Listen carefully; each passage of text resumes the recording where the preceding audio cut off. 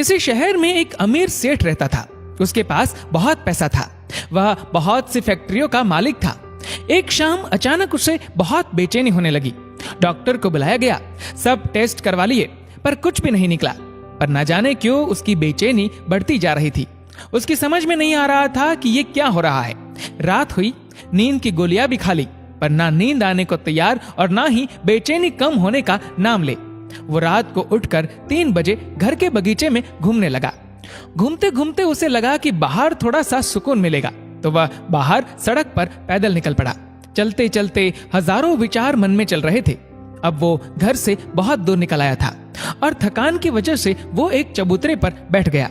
उसे थोड़ी शांति मिली तो वह आराम के लिए कुछ देर वहीं बैठा रहा। इतने में एक कुत्ता वहां आया और उसकी चप्पल उठाकर ले गया। सेठ ने देखा तो वह दूसरी चप्पल उठाकर उस कुत्ते के पीछे भागा। कुत्ता पास ही बनी झुग्गी झोपड़ियों में घुस गया। सेठ भी उसके पीछे था।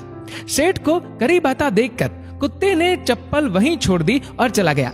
सेठ ने राहत की सांस ली और अपनी चप्पल पहनने लगा। इतने में उसे किसी के रोने की आवाज सुनाई दी। वह और करीब गया तो एक झोपड़ी में से आवाज आ रही थी। उसने झोपड़ी के फटे हुए बोरे में झांक कर देखा तो वहां एक औरत फटे हाल मैली सी चादर पर दीवार से सटकर रो रही है और ये बोल रही है, हे भगवान मेरी मदद कर, और रोती जा रही है। सेठ के मन में आया कि यहां से चला जाऊं, कहीं कोई गलत ना सोच ले। वो थोड़ा आगे बढ़ा तो उसके दिल में ख्याल आया कि आखिर वो औरत क्यों रो रही है, उसको तकलीफ क्या है। और उसने अपने दिल की सुनी और वहां जाकर दरवाजा खटखटाया। उस औरत ने दरवाजा खोला और सेठ को देखकर घबरा गई।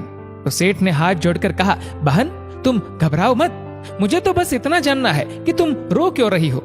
उस औरत की आंखों से आंसू टपकने लगे और उसने पास ही फटी चादर में लिपटी हुई उसकी 7 से 8 साल की बच्ची की ओर इशारा किया और रोते रोते कहने लगी कि मेरी बच्ची बहुत बीमार है, उसके इलाज में बहुत खर्चा आएगा और मैं तो घरों में जाकर झाड़ू पोछा करके जैसे तैसे हमारा पेट पालती हूँ, मैं कैसे इलाज कराऊं इसका।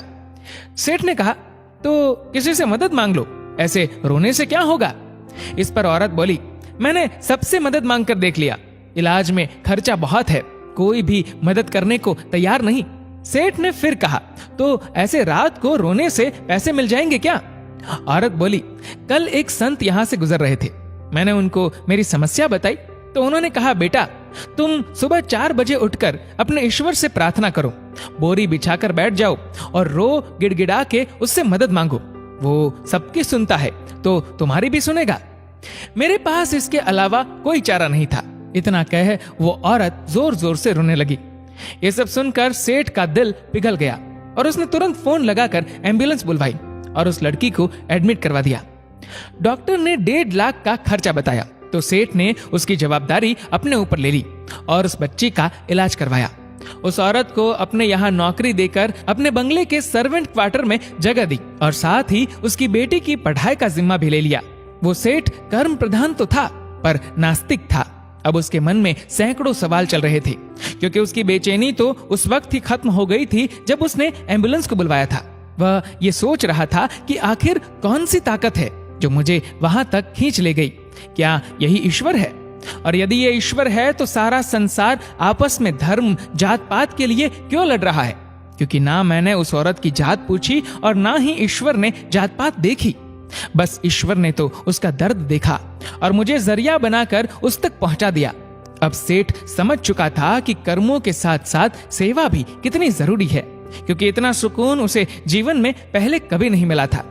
यदि आप ईश्वर की कृपा व रहमत पाना चाहते हो तो इंसानियत अपना लो और जहां तक संभव हो मदद करो उन लोगों की जो लाचार व बेबस है, क्योंकि ईश्वर इन्हीं के आसपास रहते हैं। दोस्तों, इस वीडियो को लेकर आपकी क्या राय है नीचे कमेंट करके जरूर बताएगा। और अगर आपको वीडियो अच्छा लगा हो तो इस वीडियो को लाइक करेगा, शेयर करेगा ज्यादा से ज्यादा लोगों तक, और ऐसे ही और भी इंस्पिरेशनल वीडियोस के लिए सब्सक्राइब करें हमारे यूट्यूब चैनल को और फेसबुक पर फॉलो करें हमारे पेज को। धन्यवाद।